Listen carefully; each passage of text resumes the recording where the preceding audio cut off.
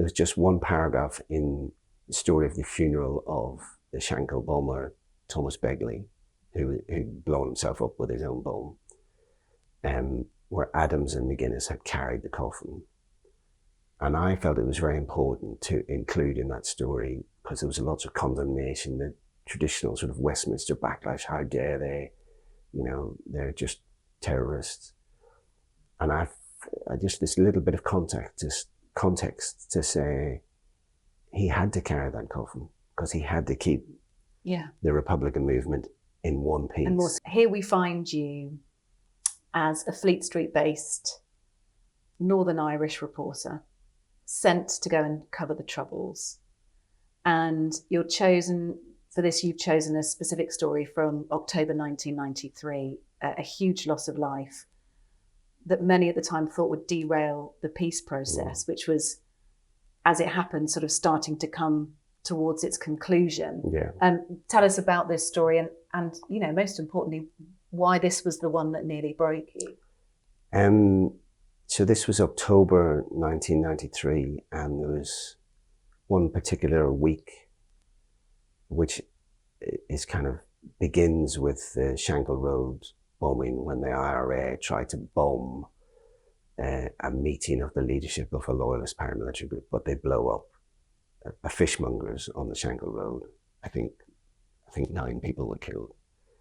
And you have then a week of reprisals where loyalist paramilitaries are carrying out sectarian retaliation murders. There are a number of shootings during the week, and it ends with the massacre at Greysteel in County Derry, where on Halloween night, gunmen walk into the pub, shout trick or treat, and open fire.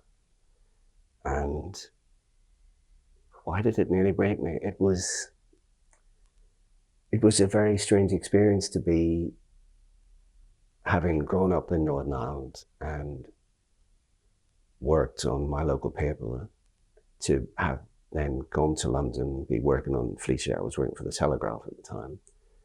To come back to that, I felt like I felt closer to it than my colleagues. So it felt like it was in my blood. Because you've been reporting on the Troubles. I'd grown up with it. For a length of time, It was part of your story. Yeah, and it's something I feel very passionate about. I still write about Northern Ireland and about the Troubles and about the history of the Troubles and things that have happened since. But I felt, especially at Greysteel, I remember that week thinking, where does this go from here? Because there was talk of civil war. There was, at the time, John Hume, the late John Hume, had been in talks with Gerry Adams, trying to move Sinn Féin and the Republican movement towards peace.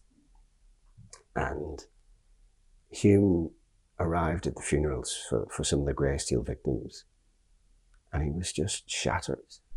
And you thought, this is the end of the road, But bizarrely, earlier in the week, I'd been at a kind of huddle of reporters, and a senior guy from Sinn Féin IRA came over, and he said, and we were going, this is terrible, this is the end, this is awful.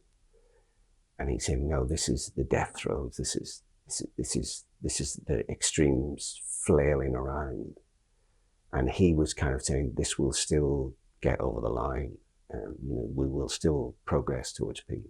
And he was right, it was horrible and horrific, and it was many, many more years. It was another 4 or 5 years before. The next year we had a ceasefire, but that ceasefire collapsed within 2 years. Then they built towards Good Friday Agreement eventually. But there were people who were sort of playing the long game. And actually, I do remember there's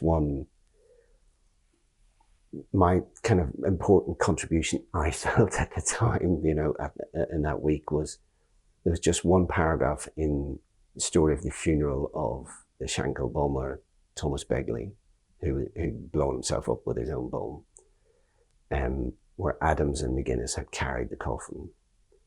And I felt it was very important to include in that story, because there was lots of condemnation, the traditional sort of Westminster backlash, how dare they, they're just terrorists.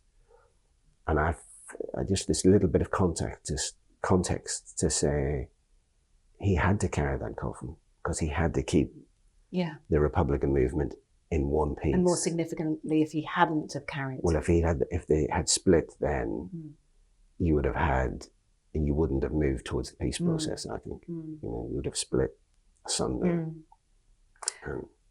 What was it like for you then when you turned up for that week, for that period, the Shankill Road bombing, being from Northern Ireland, representing an English paper?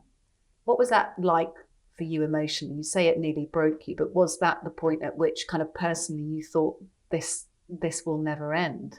I will keep being sent out to cover these stories, because at that point maybe you hadn't moved to the opinion that actually this was the beginning of the end. It was one of the problems I had with it was I was working with a pack of Fleet Street reporters who were mostly English guys who didn't understand, didn't really care. It was just a story. For me, it was more than a story.